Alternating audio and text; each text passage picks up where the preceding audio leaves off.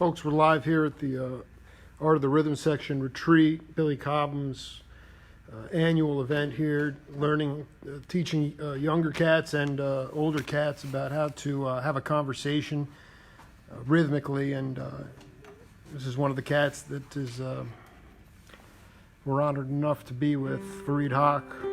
Take it away, brother.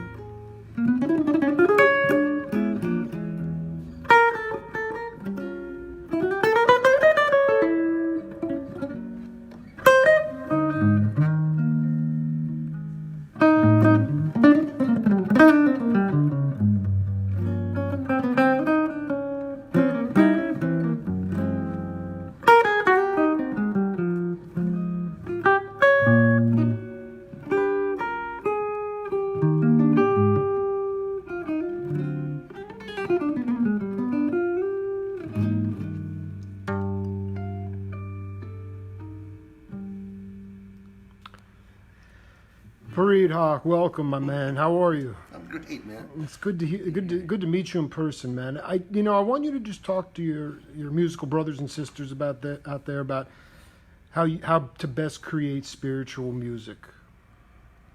Wow, that's beautiful and amazing idea, and a great question as well.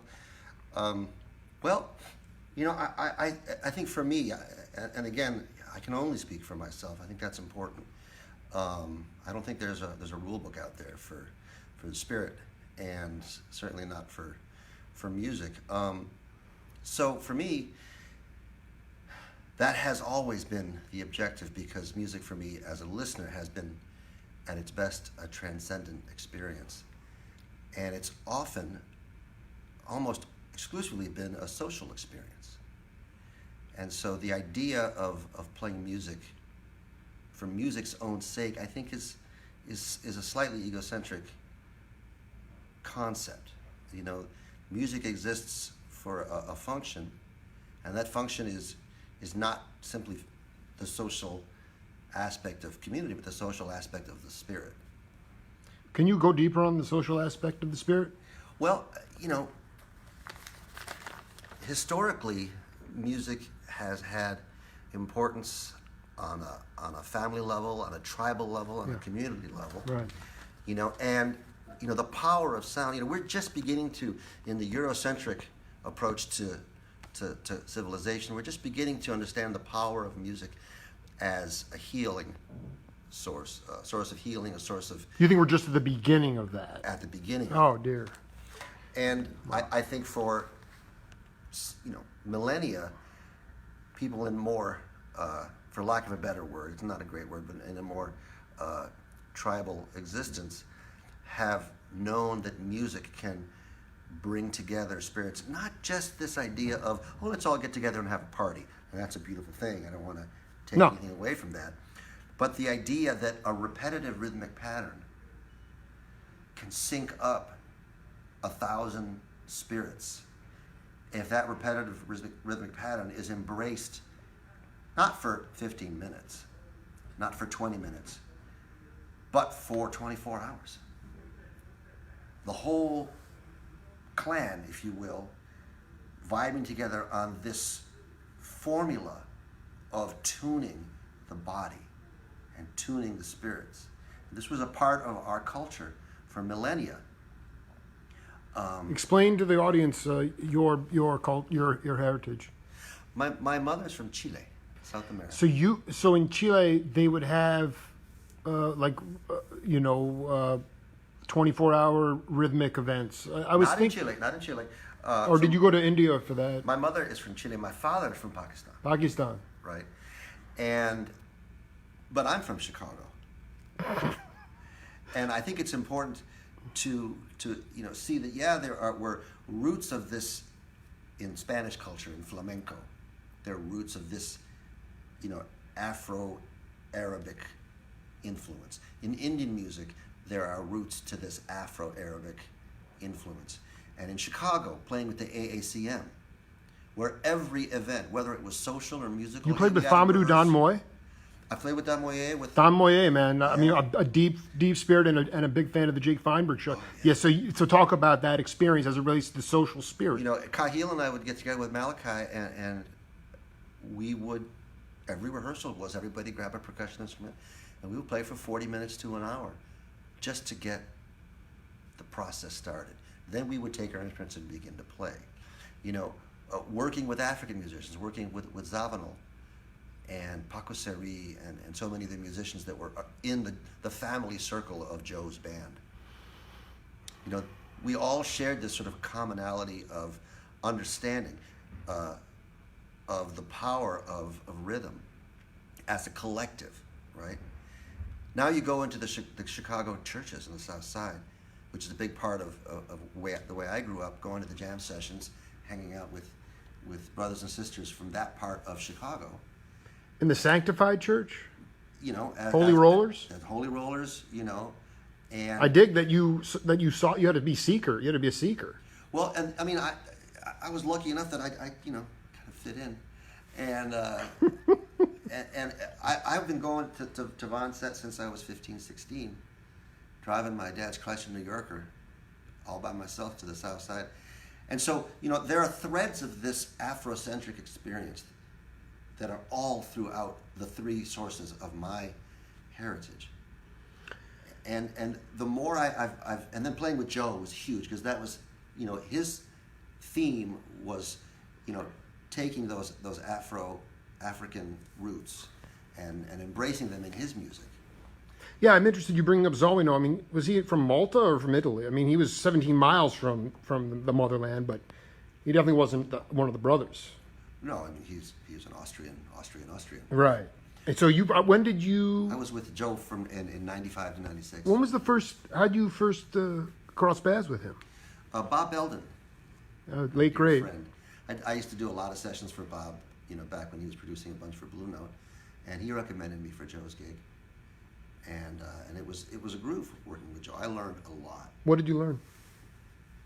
How to understand the folklorical roots of music and the connection between folklorical traditions and the modern music that we call jazz, which in some ways is really just neo. You're talking about folklore going back, not folk stories from America, going back deep to Europe. The folklorical roots from around the world. Yeah, exactly. Whether it's from India or Azerbaijan or Pakistan, or so many parts of the world. South America, the Brazilian roots, the Afro-Caribbean roots, Afro-Cuban roots, because I played with Paquito for 10 years. So on and off, I keep having this idea reinforced. And as someone who has this sort of tribal experience or in my background, then coming into the academic jazz world, where they say, hey, it's really all about your solo. And show me your facility. Right. And for and me, no feel. And I no was the feel. guy who was like, I auditioned for North Texas, and I was playing, and the whole audition process, stop, do that again, and I was like, no problem, and they were like, okay, that guy, put him in the top combo or whatever it was, and so I began to realize that even though I had been taught all of this, classical lessons and jazz lessons and I had, prodigious technique, that all of that was at the service of this cultural, social, tribal milieu. energy. And that it wasn't really about my ability to solo, it was about my ability to groove. And all those chops. I would love you to demonstrate a percussive groove, Sure. because you're playing very Joe Pash kind of inflected stuff and very percussive stuff. Because my goal is also to develop, to get future generations to understand how to have a conversation in the rhythm section. And that's what what Billy's doing is brilliant, because it's what this is all about. And it's why you're here. I mean, to me, you're like, as a groove burn. I mean, you burn, man. I mean, it's like you blew my skull off in those sessions today.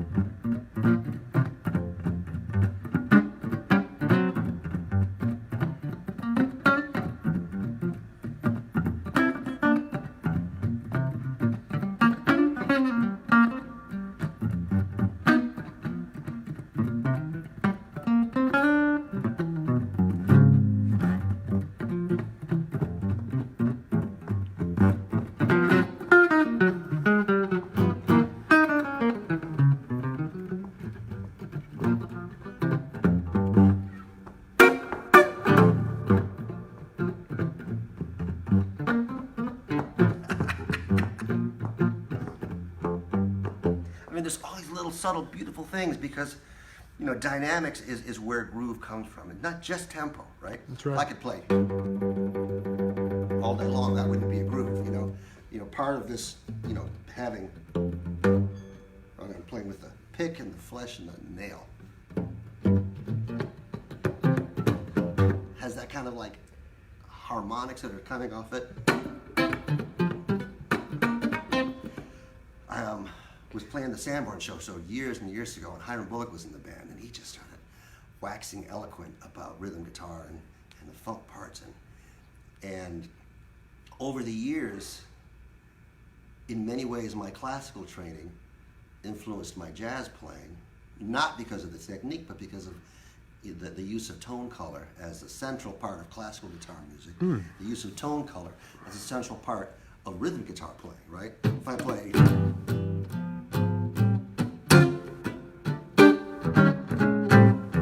same guitar, right? And now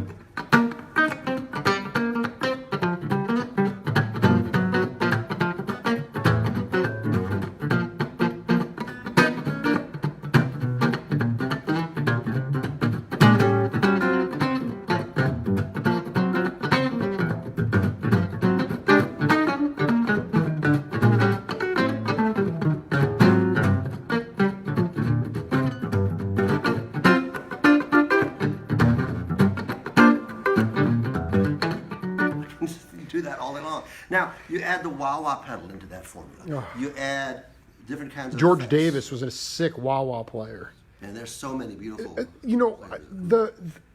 wanted to ask you about, I was transcribing an interview I did with the Mercurial, beautiful keyboardist Hubert Eaves, played with Gary Bartz, and he was like listening back to this Otis Redding record, and he goes, I could tell that they've just hit the groove, and they made up the arrangements instantly. Okay, instant arrangements. I get the feeling that early on in your career, a lot of it was just making up stuff that felt good on the first or second take. Can you talk about sort of trusting your intuition and instincts and actually forgetting your chops? Yes and no. I try not to be absolutist about these things. Now you riff on it any way you want. Yeah, no, it's all good. What I think is exciting about this process is, my take on it is that the level of counterpoint inherent in all music that comes from sort of the Afrocentric roots, to put a simple blanket on it, is based in rhythmic counterpoint. And musicians who have come up in that tradition understand that principle. And so there's this automatic, I'm going to find a part you're going to find the other part. And it's not random. It's like if I'm playing this part, there's another part that goes like this. And it kind of has a jump. And when you feel that jump, you know that the syncopation, the counterpoint of those parts is happening. And when you look at any classic James Brown Motown arrangement, you're going to have really look at the drum set as its individual parts: kick drum part, snare part, hat part, bass part, 2 guitar parts at least, keyboard part, organ part, strings, horns, background vocals. You're starting to get into fugue here, right? Fuging it. Right? I love it, man. So this idea that, that non-Western music is so, simple, it's blam, blam, blam, but classical music is counterpoint, that's not really true. And if you really listen to the music, you start to find the depths of counterpoint that exist in this music are profound. And those musicians who've understood that, are going to use their chops and technique in the service of finding those parts that create this lift that will lift the whole church, if you get what I'm saying. The late, great John Abercrombie said, he goes, Johnny Hammond Smith hired him for his first gig, and he never would have gotten the gig if he didn't have good rhythm. DiMeola told me a lot of people think they have good rhythm, but really it's about being able to tap your foot and then being able to improv with the upper half of your body. Absolutely. And with Billy, what is most enjoyable about just sitting in that groove and then being able to play over the top of it too at the same time? I think that one of the reasons that Billy and I have a real solid, strong connection, which we didn't expect, is he has a lot of Latin roots. Panama. Being born in Panama, and of course that's a big part of my heritage. And so there's a certain way of feeling the eighth note that has a little 1,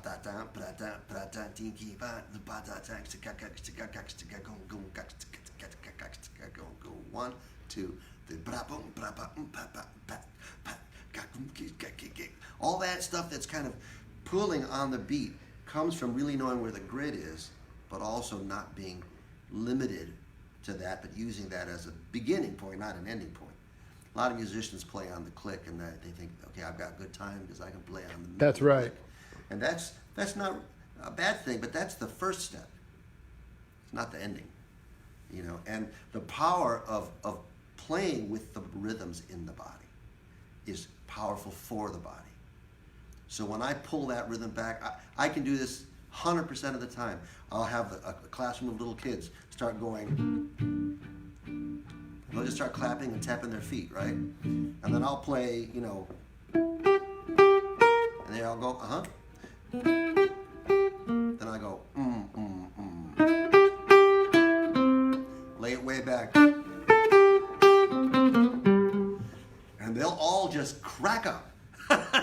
The little kids, because their inhibitions are nowhere. They let the body dance, and they feel that there's like a tug, tension and release in this tempo, and that's a huge part of what the jazz phrasing is all about. And you see that in the greatest funk singers, greatest Motown singers. So the connection between jazz and all of these so-called non-jazz forms is really palpable, and I'm glad to see that folks like Questlove, D'Angelo really embracing the connection between all these styles. Explain to the peeps around the world, the two cats you just mentioned, how they're incorporating it into pop music. Well, I mean, I don't know them personally. No, but I want to stay current, And you can just hear. I mean, obviously on what was D'Angelo's big album, Voodoo. Asking the wrong cat, but anyway, go Charlie Hunter was playing on that. Pino Palladino, these wonderful. He had good taste in who he brought in. Well, not only good taste in terms of the musicians, but also understanding that there was a depth of rhythm and groove in someone who understands jazz phrasing. I mean, certainly Jocko and Pat Metheny with Joni set a new standard to how deep a groove could be. Max Bennett, I argue Max Bennett and Wilton Felder really started that. Absolutely. You know, I mean, there's because I mean the Free Man in Paris and that stuff is just cooking. Fareed, can you talk about the music that came out of your community in Chicago, if there was regional sound? Because most of the cats that I've been culling are old, they're from, San Francisco had a regional sound. LA and San Francisco had different jazz sounds. Chicago had its own sound. Oh my God, it's so true. But you were a little bit younger than that. Yeah. And so I'm wondering what the regional sound was when you came out. It's a brilliant that you bring that up, because I'm only just understanding. That's why I say it as a joke, but it's really kind of a deep thing. You'd be like, where are you from? They look at me and they look at, sometimes I wear the Indian clothes, and where That's are you great. from? And I said, well, I'm a human. my father's from Pakistan, my mother's from Chile, but I'm from Chicago. I said, no, where are you really from? I said, well, I'm from Chicago. And it's interesting because, playing for years with the band Garage Mahal, the cats there, most of them are from the Bay Area, and we have a different eighth note. And it took a while for them to realize that what I was doing was intentional, not necessarily sloppy. Like in Chicago, the drummers and bass players are way up on the beat. And so, Von Freeman was so far behind that if you went with Von, he would drag you down the block. So far behind. At the Bop Shop? The New Apartment Lounge, the Matador, and the Bop Shop. Jeff Hill, the bass player, is tuning in. Oh, yeah. Great. Hey, Jeff. Yeah, dude. I mean, but we're talking about, go ahead, Vaughn. So, the point is, it was a Chicago eighth. And So I was out in the Bay Area, and we had a sub drummer one night. Our regular drummer, Greg Fundus, had to go deal with some stuff. And so wonderful drummers, played with Stanley Clark. Hassan Hurd came and sat in and played the night with us. Great drummer.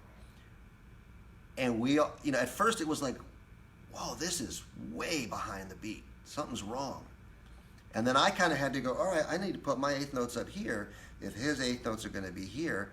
And then we find that, and the bass is in the middle, it kind of pulls to the center and everything's cool. And so there's kind of a little formula for soloist, rhythm section, drums, and bass. And that seems to be pretty regional. And I learned how to play rhythm guitar playing in Chicago groups, playing in funk groups in Indiana. Sketchy bands. Right. But, upholstered sewers. Oh, just. God. I played at a place called the Copper Box, which is not the Copper Box. The Copper Box. Her box. Wow. Very shady. Very houses of ill repute. Yeah, I don't know. I was too young to know what I was doing. I just was playing rhythm guitar and getting. And I bet, and I'm gonna go and say that in fact the sound systems were crap. So therefore you really had your ears grew on the bandstand a lot because you had to listen. Oh yeah. Because you didn't have these pristine. Those systems. Can you talk about how you learned dynamics? Was it in the gospel? Was it in the jazz and funk? Where did you learn dynamics? I think a lot of it was in the funk world, for me, and of course classical music. That's right. You mentioned that. And I think that's a big part of the thing, because there's often this divide between classical musicians and jazz musicians, and it's a big world. And I remember I did some transcriptions of some Edward McDowell pieces as a jazz guitarist, and then I found Segovia's long-lost transcription, and it was note for note the same. I.e., he was thinking the way I was thinking about music, right? Wow. And we were just what a revelation that is. The idea that there is this commonality to common sense and good musical values, counterpoint, tessitura, voicing, all these things are pretty common good values. I mean, you had a Turk, right, who was producing all of Aretha's records, right? And killing it. Oh, yeah, that's right. Right? Yeah. Arif Mardin, right? Arif Mardin. So, these are things that are beyond just cultural boundaries, and then they're principles of good music. So I learned a lot of dynamics and color in classical music, and then began to realize that control was really useful in playing popular styles of music. So to be able to not just go, which is nice. But to be able,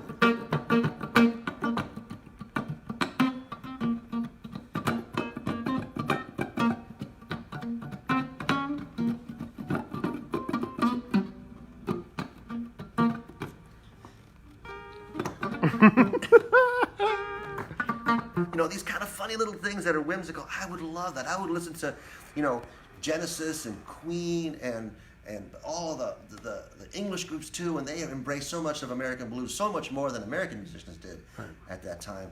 And there's so many great little guitar parts. Of course, Ohio players and so many of the Earth, Wind and Fire. Kool and the Gang. Kool and the Gang with the double guitar, triple guitar parts, and you'll always have the one, and then down here.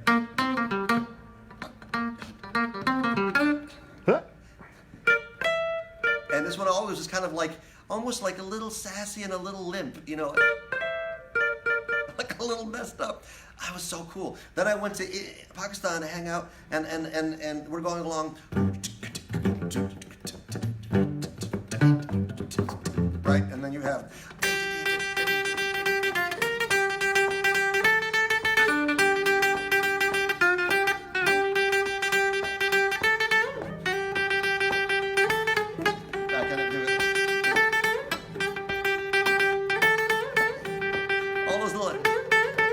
Those things they play on the unitar. So there's all these. I mean, it's all over the world. Unitar. That's unique to Pakistan. It's kind of a Indian Pakistani session instrument. Just the twangy, twangy, twang. I don't even know what it looks like. Did you? I mean, were classically trained, obviously, so you were reading. But can you talk about John B. Williams, the great bass player, good friend of Billy's, went with Benny Carter on a Middle Eastern tour. It almost seems impossible in today's world. Yeah. But and Earl Palmer was on drums, and they were cooking the groove, and they went to Pakistan, and he bought a sitar, okay, and he was looking desperately for a book on how to play the sitar, and they kept saying, you don't learn from a book; it is passed down from teacher to student. Yeah, it's not notated. So I mean, what I'm saying is those meter when you're playing a meter. You can vacillate between. I mean, you were able to learn. You learned how to read through your classical training. Can you talk about playing non-notated music? That's the spiritual music. Well, I mean, I agree with you. I don't think classical music is notated. Classical music is sketched, and then you have to learn it and put the music away to make it your own. I guess I'm talking about the polyrhythms of all the different components, just the way you were playing that Middle Eastern inflected sound on your guitar. Yeah. That's the spirit. I mean, to me, that's the spirit. I mean, it's a little tricky for me because I'm. This is a non-musician you're talking to. Right. Yeah. No, and for me, I think it's easy for us to kind of throw, this kind of music under the bus or that kind of music under the bus, and people have been doing that for a long time. And I'm here to say, along with a lot of my brothers, I read music the way I read words. It's a tool, but this is where music lives. This is where music lives. This is where music lives. You've got to take it off the page and bring it in here. So if I learn it, I will learn a piece of music without the music and then look at the music. I might learn a piece of music just from a recording. I would say the biggest challenge for me was undoing the Eurocentric musical training. What are you trained to do? Get it? I mean, learn it rote? Is that it? Well, we are trained to, it's a long subject, but we are trained in the Eurocentric tradition to, first of all, value the soloist over the ensemble. We're trained to value a certain approach to rhythm as opposed to other approaches to rhythm. So approaches to rhythm that are more dance-oriented are looked down upon, and approaches to rhythm that are more head-oriented and more romantic, heart-oriented, are looked highly upon. That kind of fragmentation of value causes a lot of unconscionable disrespect to so many important traditions. It's unconscionable, and it's also a conscious thing. It is a conscious thing. I think there are people who are uncomfortable with elements of existence. You're not going to see a Puritan embracing a certain kind of dancing, right?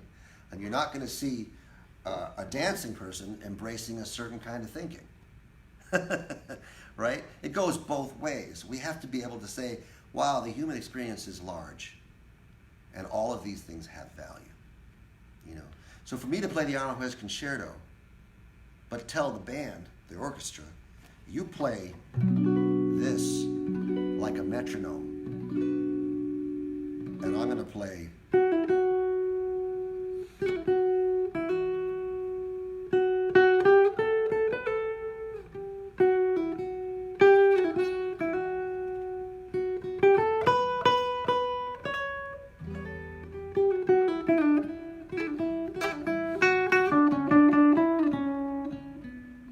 now I'm moving around with the tempo a lot, and it's emotional.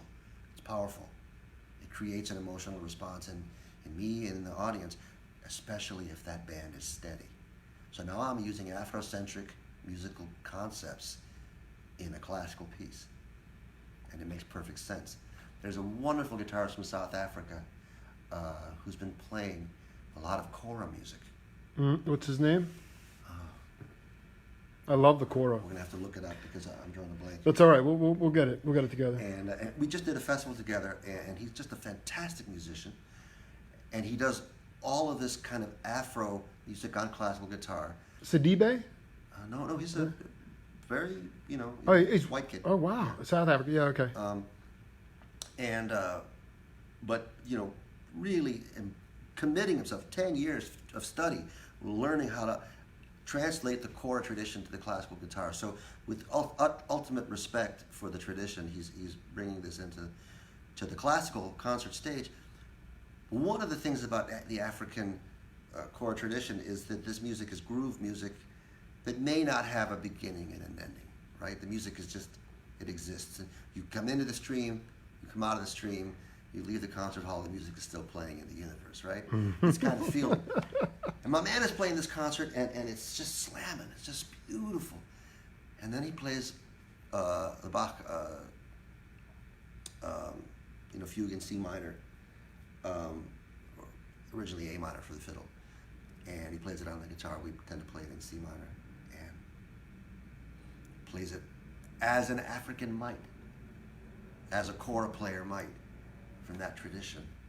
And it's beautiful, and it really works. And you realize that this separation of disciplines has just been a part of embracing and understanding technology, and it's a flash in the pan. It's going to be 100 years. But in another couple of 100 years, we're going to start putting all these pieces of the puzzle back together, and it's going to be better for everybody. Is the Eurocentric method also to delineate between genres obsessively so that Duke Ellington's philosophy has been lost? I'm a big believer that we have to get rid of labels in music. It's all music, and then the subjective part is either it's good or bad. Well, I mean, I think it's. I don't know if I'm so concerned about labels, because there's a lot of jazz clubs that are struggling to survive because they're known as jazz clubs. That's true. That's true. So maybe those kind of labels could go. Yeah, I'm referring to. We've been on the spiritual bend here, but I'm just talking about. It's a tricky question, and I totally hear where you're coming from, but generally speaking, Sama musicians play terrible montuno, and musicians who play son often really struggle learning how to play swing. And musicians who can play funk really well sometimes have a hard time turning the drums around and making the snare drum speak and the kick drum answer rather than the other way around. Syncopation, yeah. So there are different styles of music and different languages, Yeah, so we have to embrace that. I can't tell you how many times esteemed jazz musicians have said, "Hey, man, play that Mexican shit you play." I don't play any Mexican shit, Mexican. I love Mexican music, and I don't know how to play that music. I would love to play it, but so what the heck? Respecting all the different traditions of jazz, of music, is a real crucial part. But that being said, all of those different languages have grammar. And in terms of grammar, all languages have a certain unity, right? We know that there's going to be subject-object. There's going to be these functionality. We know that there's going to be a role in the bass, there's going to be a role in the melody, there's going to be a role in the harmony, there's going to be a role in the counterpoint, and we're going to know there's going to be a role in where all these beats and all these parts lie.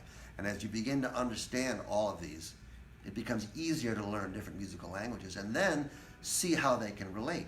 So Sko and I are doing a clinic at the High Sierra Music Festival with my tabla player. Who's your tabla player? At that time, it was Kalyan Patak, wonderful. You talking about John Schofield? Yeah. Yeah. And Right. and I said, well, check it out. The traditional Punjabi beat swings just as much as a New Orleans beat does. So you just play "Oh, When the Saints Come Marching In," and we're just going to play our thing, and it'll be fine. And he was like, eh? And I was like, "When the Saints come marching,"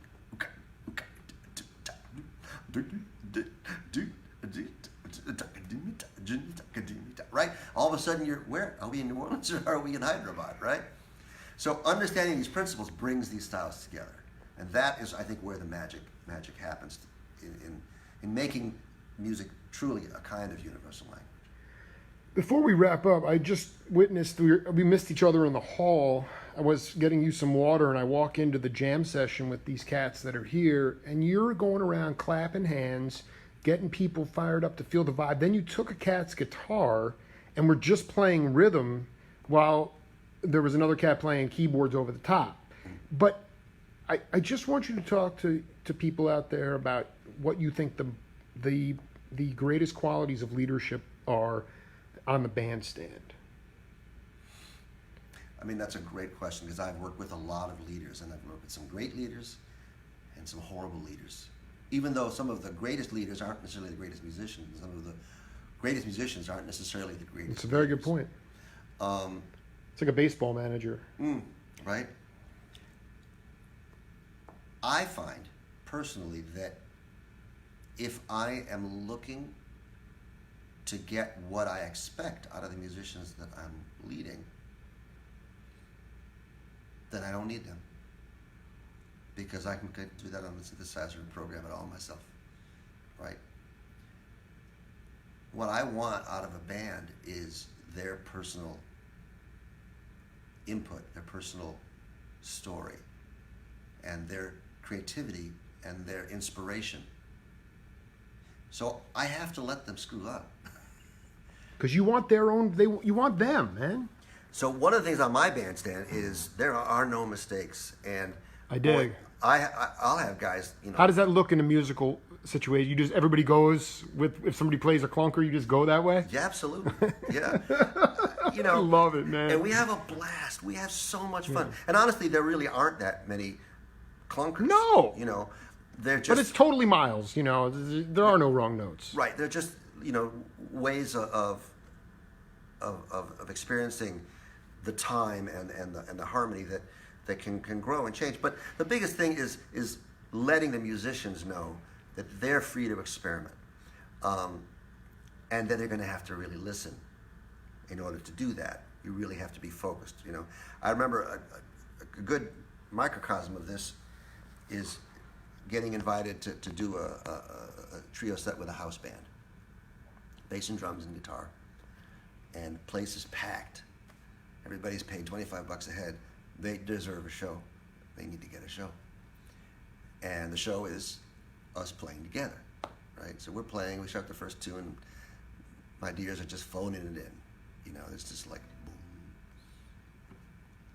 And about maybe 5 minutes into the first tune, I realized that they were thinking that they knew what was going to happen.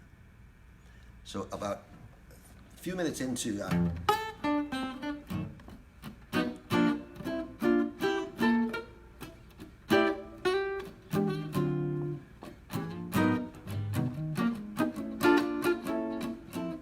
right, they're phoning it in, and I'm like, okay. Yeah, right?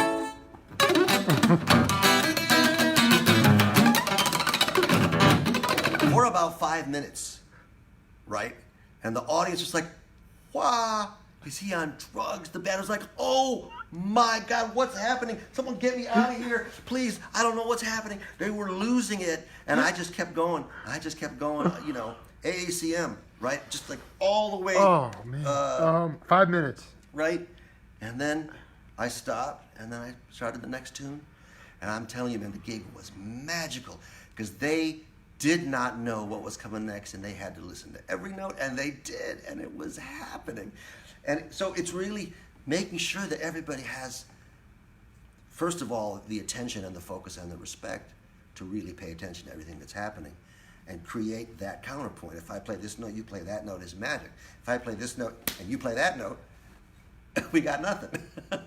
You know, and so to cultivate that, sometimes whatever it takes, you know, ideally, and in the best case scenario, like with my fellas, we have so much fun because we were in the habit of creating this energy. Explain to the lay cat what you did in order to get them out of their formulaic mindset.